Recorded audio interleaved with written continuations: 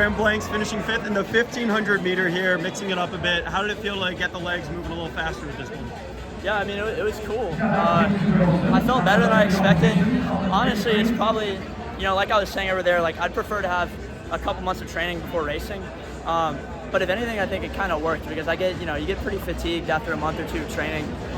Right now, I've just kind of really started working out and felt pretty fresh and had a little bit at the end, maybe wish I was a little more aggressive, but I'm really focused on the really big goals this year, which is outdoors, because I've come in historically I've done really well going into November and December, went a little too hard, and then messed things up for later in outdoors. So I'm really trying to focus on being ready for those big moments. What's it been like so far? Obviously you're still going to school, but have there been any changes in your life, or is it kind of all business as usual for you besides the racing? Yeah, I mean, in terms of my training and my racing, like I get to pick my schedule now, which is really cool.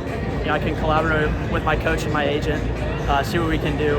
And then there's like the little things that you don't really think about is, I've got new financial responsibilities. Like I don't just get free treatment anymore, free travel. I don't really get that anymore. So those are things I have to kind of think about now. But other than that, like really nothing's changed except the kit. I literally can run. I run 10 minutes from Harvard jog from our tracks. So this is a great introduction to like professional running. I even stayed in the athlete hotel last night just to like kind of get a feel for things, what it'll be like, even though like I could have stayed in my dorm. How do you feel? Like, do you feel like it's almost bittersweet, when you're going to be leaving Harvard, but also the sense that like now you'll have more time turning pro to really put all your energy into that? I mean, definitely, it's at the point of my career right now. It's definitely more meaningful for me to to compete for a team. Like it makes it easier to run hard when you're running for your guys. I think that'll change once I'm at the level I want to be, where I'm really competing for medals for my country. Right now it's kind of that funny little coming of age period where I got to kind of get to that next level, and hopefully over the next 3 years I can really level up before the next Olympics. But I'm coming forward every World Championships outdoors, maybe indoors. But so you talk about the Olympics. What steps need to be taken to get in that conversation to be an Olympic medalist? I think all of the above. I mean, I think people would say my strength is my strength. Just like aerobics, distance stuff. I need to work on my kick. It's part of the reason why I wanted to run here today. And so that's something I want to work on. And I usually get around this time I get pretty fatigued, pretty beat up. I'm a fragile boy when it comes to running on the snow, running on the ice, and running on bank tracks. So I want to stay healthy so I can work on that speed work stuff and like really rip with the mid-D guys on our team and just kind of get a feel for it. Although I think the strength is the hard part to get. That's something you have to train for over months. I think sharpening up is something my coach and I will work on like when it really matters. But throughout the whole course of the season, I want to be hitting 200s hard, 400s hard. Like I want to run stuff that makes me proud. Speaking of making you proud, right? A lot of the pro guys have already said that they want to run at World Cross Country Championships next year in Tallahassee. Is that something you're considering? Absolutely. I mean, look, like I want to be the best track runner I can be. Maybe one day I'll run on the roads as well, and like I want to maximize my potential and all of that. But cross country is like that's my shit. So like I'm gonna be back for that. I really want to do well there, and I hope we build a team that makes the country proud, and hopefully I make it. I mean, like it's still gonna be hard to make that team. 7 guys out of the whole country.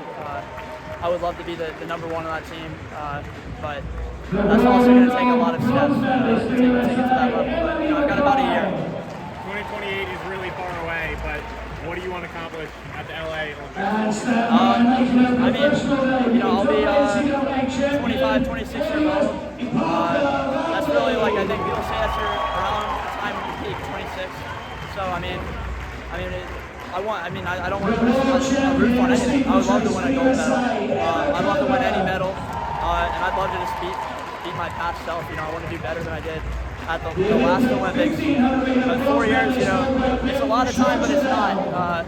But hopefully I can take those steps to be in those medal spots, and right now I'm a ways away, but I do believe I can get there, and I'm going to do everything I can. I mean, you weren't that far. I mean, all things considered, Yeah, you weren't that far away this year. When you consider it's your first Olympics, you're still in college. How do you put the pieces together? Yeah. It's a long way away, but how does Grant become the best Grant, or Graham become the best Graham he can be? I was thinking about Grant Fisher.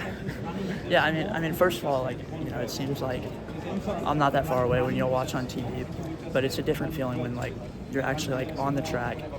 You watch Jakob pull away, you watch the Ethiopians run away, and that's kind of when you realize like there's levels to it.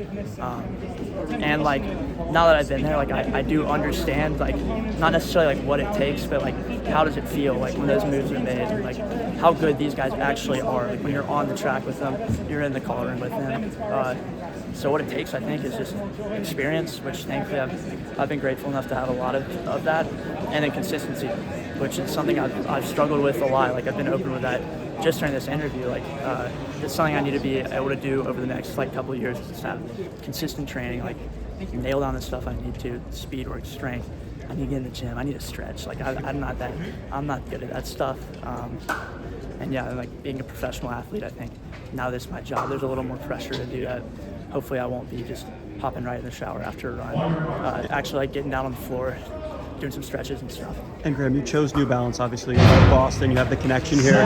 Do you also think that there's an aspect of, this program and this community is going to be able to push you further with the teammates you have and the coaches you have here? Yes. Yeah. I mean, I'm happy that New Balance is headquartered in Boston. Like, I mean, like I love Boston. There's an amazing running community here, and I have my school, like my teammates, my coaches here, and and I like all the people at New Balance as well. And like New Balance kind of gives me the freedom to do what I want, which is a little scary. Like as a rookie, I mean, you should have seen me scrambling around before this race. Like even though like I'm 10 minutes away from my school, like not much has changed. Like it's still a different world. And so now I'm trying to take advantage of that freedom that New Balance gave me. Like really try to set up something that works for me, for my training, and definitely look forward to coming back here as much as I can and working with the people here, working with the people in Boston.